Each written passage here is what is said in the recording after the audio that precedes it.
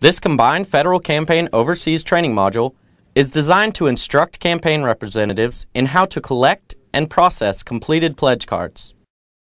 As a representative for the combined federal campaign overseas, your most important job is to give each and every uniformed service member and federal civilian serving in your unit the 100% informed opportunity to give. We call this making the ask. Each week during the campaign, key workers will follow up with contributors and collect completed pledge cards. Key workers turn into unit coordinators, and unit coordinators turn into CAPOs. Paper pledge cards come in triplicate form. The white copy is the finance copy. This tells finance a contributor authorizes an allotment from their pay. The pink copy is the CFC-O copy. This tells the campaign that a pledge has been made and which charities should receive the donation. The green copy is the contributor's thank you copy. The contributor should keep this copy as a record of the contribution. Key workers should check each pledge card for accuracy. Did the contributor sign the allotment authorization section and provide a full Social Security number? Finance officers must have an original signature and a full Social Security number authorizing an allotment from someone's pay. Please note that the CFC-O does not need anyone's Social Security number. That section is blacked out on the CFC-O copy and donor thank you copy of the pledge card and only appears on the copy that goes to the finance office. If the contribution is not a payroll allotment, if it is a cash or check contribution, then the card does not need to be signed or have a Social Security number at all. Also, check to ensure that all the appropriate boxes are checked identifying who this person is. Active duty? Army? This information ensures the form goes to the proper finance office for processing. Check the math. If the contributor checked one of the pre-calculated boxes for payroll allotment, does that amount match the total annual amount designated? If the contributor chooses to write in an amount, ensure that the amount is correct. Finally, ensure that all pledge cards you collect have the appropriate 7-digit number assigned to your unit. You will get this number from your CAPO or your supporting CFC-O office. Here is an example of a completed pledge card with several errors on it. Can you spot them? This contributor neglected to fill out the full Social Security number. This would mean that finance would not be able to start a payroll allotment. He checked active duty, but neglected to check his branch of service. This makes it impossible to know which finance office should process his allotment.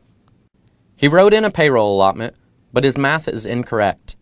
$10 a month times 12 months does not equal $100. If you find errors like these, please ask the contributor to make the corrections. Unless the correction is very small, for example, if the contributor forgot to sign the payroll authorization, but everything else was correct, it's usually better if they start with a clean form. Once you verify the pledge card has been completed correctly, return the green copy to the donor. This is their receipt, and they may need this for tax purposes. If the contribution is a payroll allotment, you will collect the white and pink copies. If the contribution is a one-time donation of cash or check, you will only collect the pink copy. Remember, this pink copy is the CFC-O audit copy. It is the only record of a contribution and must be counted during the audit process in order for the charities to receive the money donated by the contributor. You will receive weekly report envelopes in your campaign materials to facilitate the collection and turn-in of completed pledge cards. Completing the information on the front of the envelope is easy. Write in your unit's 7-digit unit reporting number. This number is unique for each unit and will be given to you by your CAPO or your supporting CFC-O office. Then, check the box next to the corresponding week of the campaign. The CFC-O runs for 9 weeks. Next, fill in the number of potential contributors in your area of responsibility. Remember to count all uniformed service members and DoD civilian employees.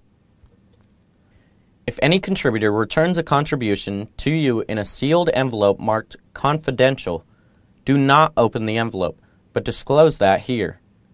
Next, complete your own contact information.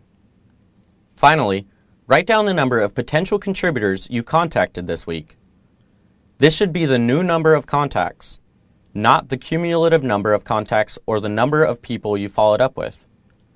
Fill out the number of contributors you collected that were by payroll allotment and the number of contributors you collected that were cash or check. Then, total all the amounts of the payroll allotment contributions and the total amount of cash, check contributions. Once your envelope has been filled out, you can put everything you have collected inside. For payroll allotments, collect both the white and pink copies of the pledge card. For one-time contributions of cash or check, you only need to collect the pink copy and the actual cash or check. If you are a key worker within a unit, you will submit this envelope to your unit coordinator. If you are a unit coordinator, you will collect the envelopes from all of your key workers and consolidate them into an envelope of your own.